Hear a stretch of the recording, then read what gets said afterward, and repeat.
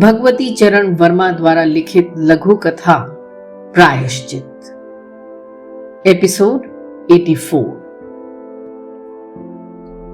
अगर कबरी बिल्ली घर भर में किसी से प्रेम करती थी तो वो थी रामू की बहू, और अगर रामू की बहू घर भर में किसी से घृणा करती थी तो वो थी कबरी बिल्ली। रामू की बहू 2 महीने हुए मायके से प्रथम बार ससुराल आई थी। पति की प्यारी, सास की दुलारी 14 वर्ष की बालिका थी। भंडार घर की चाबी उसकी करधनी में लटकने लगी, नौकरों पर उसका हुक्म चलने लगा और रामू की बहू घर में सब कुछ। सास जी ने माला ली और पूजा पाठ में मन लगाया, लेकिन बहू ठहरी 14 वर्ष की बालिका। कभी भंडार घर खुला है तो कभी भंडार घर में बैठे बैठे सो गई। कबरी बिल्ली को मौका मिला, घी दूध पर अब वे जुट गई। रामू की बहू की जान आफत में और कबरी बिल्ली के छक्के पंजे। रामू की बहू हांडी में घी रखते रखते ऊँघ गई और बचा हुआ घी कबरी के पेट में। रामू की बहू दूध ढककर मिसरानी को जिन्स देने गई और दूध नदारत। अगर बात यहीं तक रह जाती तो भी बुरा न था।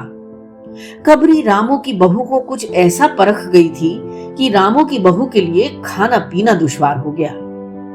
रामू की बहू के कमरे में रबड़ी से भरी कटोरी पहुंची और रामू जब आए तब तक कटोरी साफ चटी हुई।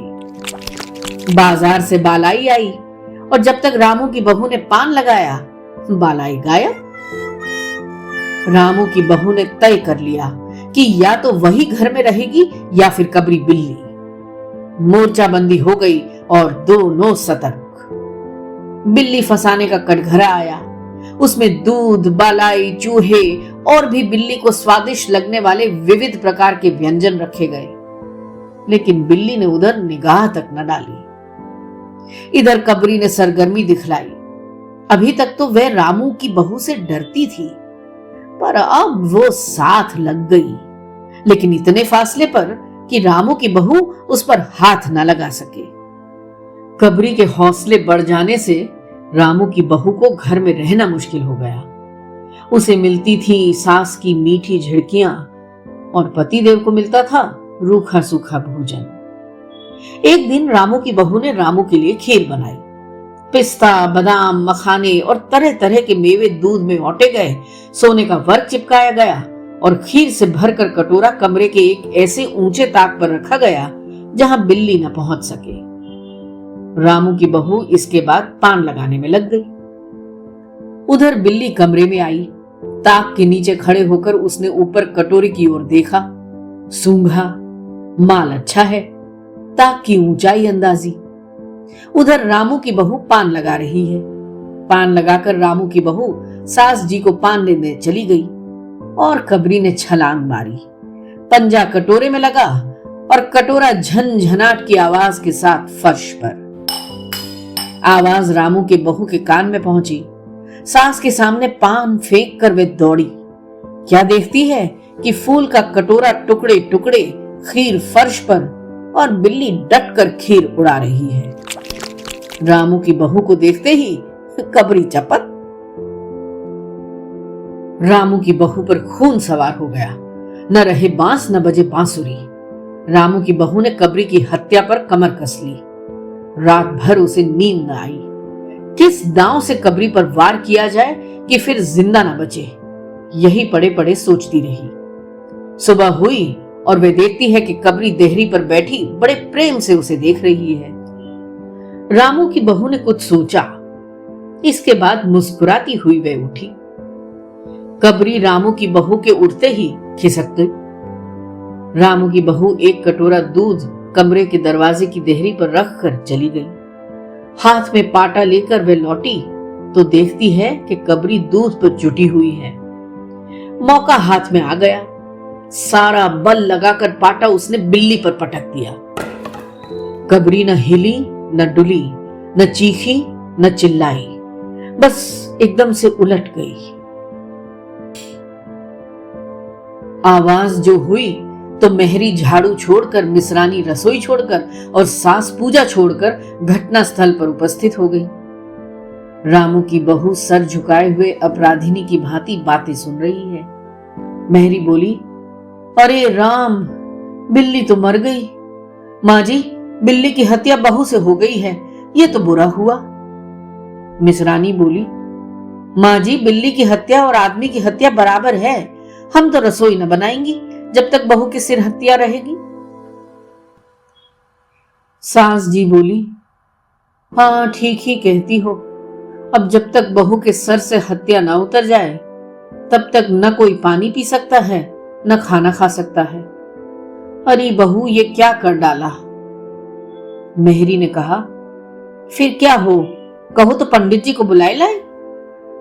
सास की जान में जान आई। अरे हाँ, जल्दी दौड़, तो पंडित जी को बुला ला। बिल्ली की हत्या की खबर बिजली की तरह पड़ोस में फैल गई। पड़ोस की औरतों का रामू के घर तांता बंध गया। चारों तरफ से प्रश्नों की बौछार और रामू की बहू सिर झुकाए बैठी रही। पंडित परम सुख को जब यह खबर मिली, उस समय वे पूजा कर रहे थे। खबर पाते ही वे उठ पड़े। पंडिताइन से मुस्कुराते हुए बोले, भोजन न बनाना, लाला घासीराम की पतोहू ने बिल्ली मार डाली, प्रायश्चित होगा, पकवानों पर हाथ लगेगा। पंडित परम सुख चौबे छोटे से मोटे से आदमी थे। लंबाई 4 फीट 10 इंच और तोंद का घेरा 58 इंच। चेहरा गोल मटोल, मूंछ बड़ी बड़ी, रंग गोरा, छोटी कमर तक पहुंचती हुई। कहा जाता है कि मथुरा में जब पसेरी खुराक वाले पंडितों को ढूंढा जाता था तो पंडित परम सुख जी को उस लिस्ट में प्रथम स्थान दिया जाता था। पंडित परम सुख पहुंचे और कोरम पूरा हुआ। पंचायत बैठी। सास जी, मिसरानी, किस्नू की माँ, छन्नू की दादी और पंडित परम सुख। बाकी स्त्रियां बहू से सहानुभूति प्रकट कर रही थी। किस्नू की माँ ने कहा, पंडित जी, बिल्ली की हत्या करने से कौन नरक मिलता है। पंडित परम सुख ने पन्ना देखते हुए कहा, बिल्ली की हत्या अकेले से तो नरक का नाम नहीं बतलाया जा सकता। वे मुहूर्त भी मालूम हो जब बिल्ली की हत्या हुई, तब नरक का पता लग सकता है। यही कोई 7 बजे सुबह, मिसरानी जी ने कहा। पंडित परम सुख ने पत्रे के पन्ने पलटे, अक्षरों पर उंगलियां चलाईं, माथे पर हाथ लगाया और कुछ सोचा। चेहरे पर धुंधलापन आया, माथे पर बल पड़े, नाक कुछ सिकुड़ी और स्वर गंभीर हो गया। हरे कृष्ण, हे कृष्ण, बड़ा बुरा हुआ। प्रातः काल ब्रह्म मुहूर्त में बिल्ली की हत्या, घोर कुंभीपाक नरक का विधान है।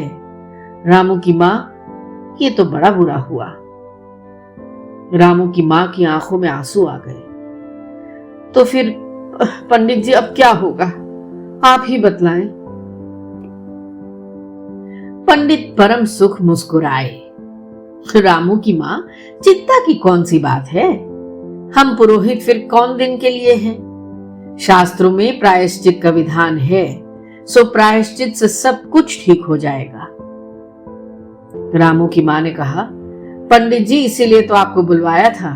अब आगे बतलाओ कि क्या किया जाए। किया क्या जाए, यही कि एक सोने की बिल्ली बनवाकर बहू से दान करवा दी जाए। जब तक बिल्ली न दे दी जाएगी तब तक तो घर अपवित्र रहेगा। बिल्ली दान देने के बाद 21 दिन का पाठ हो जाए। छन्नू की दादी बोली, हाँ और क्या, पंडित जी ठीक ही तो कहते हैं। बिल्ली अभी दान दे दी जाए और पाठ फिर हो जाए। रामू की मां ने कहा, तो पंडित जी कितने तोले की बिल्ली बनवाई जाए। पंडित परम सुख मुस्कुराए। अपनी तोंद पर हाथ फेरते हुए उन्होंने कहा, बिल्ली कितने तोले की बनवाई जाए। अरे रामू की मां, शास्त्रों में तो लिखा है कि बिल्ली के वजन भर सोने की बिल्ली बनवाई जाए, लेकिन अब कलयुग आ गया है, धर्म कर्म का नाश हो गया है, श्रद्धा रही नहीं। सो रामू की मां, बिल्ली के तौल भर की बिल्ली तो क्या बनेगी, क्योंकि बिल्ली 20-21 सेर से कम की क्या होगी। हाँ, कम से कम 21 तोले की बिल्ली बनवाकर दान करवा दो और आगे तो खैर अपनी अपनी श्रद्धा। रामू की मां ने आंखें फाड़कर पंडित परम सुख को देखा। अरे बाप रे, 21 तोला सोना! पंडित जी, ये तो बहुत है। तोला भर की बिल्ली से काम ना निकलेगा। पंडित परम सुख हंस पड़े। रामू की मां, 1 तोला सोने की बिल्ली? अरे रुपया का लोभ बहू से बढ़ गया। बहू के सिर बड़ा पाप है, इसमें इतना लोभ ठीक नहीं। मोल तोल शुरू हुआ और मामला 11 तोले की बिल्ली पर ठीक हो गया। इसके बाद पूजा पाठ की बात आई। पंडित परम सुख ने कहा, उसमें क्या मुश्किल है, हम लोग किस दिन के लिए हैं रामू की मां? मैं पाठ कर दिया करूंगा, पूजा की सामग्री आप हमारे घर भिजवा देना। पूजा का सामान कितना लगेगा पंडित जी? अरे कम से कम में हम पूजा कर देंगे। दान के लिए करीब 10 मन गेहूं, 1 मन चावल, 1 मन दाल, मन भर तिल, 5 मन जौ और 5 मन चना, 4 पसेरी घी और मन भर नमक भी लगेगा। बस इतने से काम चल जाएगा। अरे बाप रे, इतना सामान! पंडित जी, इसमें तो 100-150 रुपया खर्च हो जाएगा। रामू की मां ने रुआसी होकर कहा। फिर इससे कम में तो काम न चलेगा। बिल्ली की हत्या कितना बड़ा पाप है रामू की मां। खर्च को देखते वक्त पहले बहू के पाप को तो देख लो। ये तो प्रायश्चित है, कोई हंसी खेल थोड़े ही है। और जैसी जिसकी मर्यादा, प्रायश्चित में वैसा ही खर्च भी करना पड़ता है। आप लोग कोई ऐसे वैसे थोड़ी हैं। अरे 100-150 रुपया आप लोगों के लिए हाथ का मैल है। पंडित परम सुख की बात से पंच प्रभावित हुए। किस्नू की मां ने कहा, पंडित जी ठीक ही तो कहते हैं। बिल्ली की हत्या कोई ऐसा वैसा पाप तो है नहीं। बड़े पाप के लिए बड़ा खर्च भी चाहिए। छन्नू की दादी ने कहा, और नहीं तो क्या, दान पुण्य से ही पाप कटते हैं। दान पुण्य में किफायत ठीक नहीं। मिसरानी ने कहा, और फिर माँ जी, आप लोग बड़े आदमी ठहरे, इतना खर्च कौन आप लोगों को अखरेगा? रामू की मां ने अपने चारों ओर देखा, सभी पंच पंडित जी के साथ। पंडित परम सुख मुस्कुरा रहे थे। उन्होंने कहा, रामू की मां, एक तरफ तो बहू के लिए कुंभी पाक नरक है और दूसरी तरफ तुम्हारे जिम्मे थोड़ा सा खर्च है, सो उससे मुंह न मोड़ो। एक ठंडी सांस लेते हुए रामू की मां ने कहा, अब तो जो नाच नचाओगे नाचना ही पड़ेगा।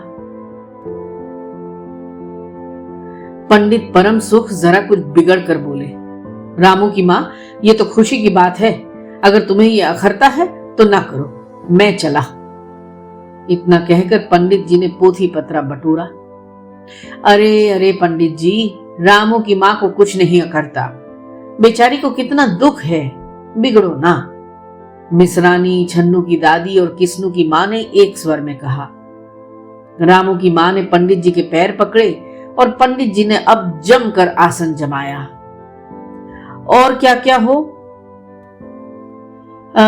21 दिन के पाठ के 21 रुपए और 21 दिन तक दोनों बखत 5-5 ब्राह्मणों को भोजन करवाना पड़ेगा। कुछ रुक कर पंडित परम सुख ने कहा, ऐसो इसकी चिंता न करो, मैं अकेले दोनों समय भोजन कर लूंगा और मेरे अकेले भोजन करने से 5 ब्राह्मण के भोजन का फल मिल जाएगा।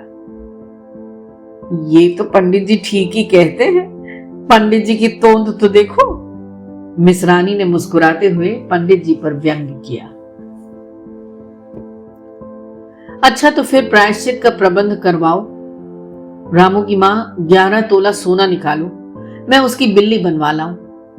2 घंटे में मैं बनवा कर लौटूंगा। तब तक सब पूजा का प्रबंध कर रखो। और देखो, पूजा के लिए पंडित जी की बात खत्म भी ना हुई थी कि मेहरी हाफती हुई कमरे में घुस आई और सब लोग चौंक उठे। रामू की मां ने घबरा कर कहा, अरे क्या हुआ री? मेहरी ने लड़खड़ाते स्वर में कहा, माँ जी, बिल्ली तो उठकर भाग गई।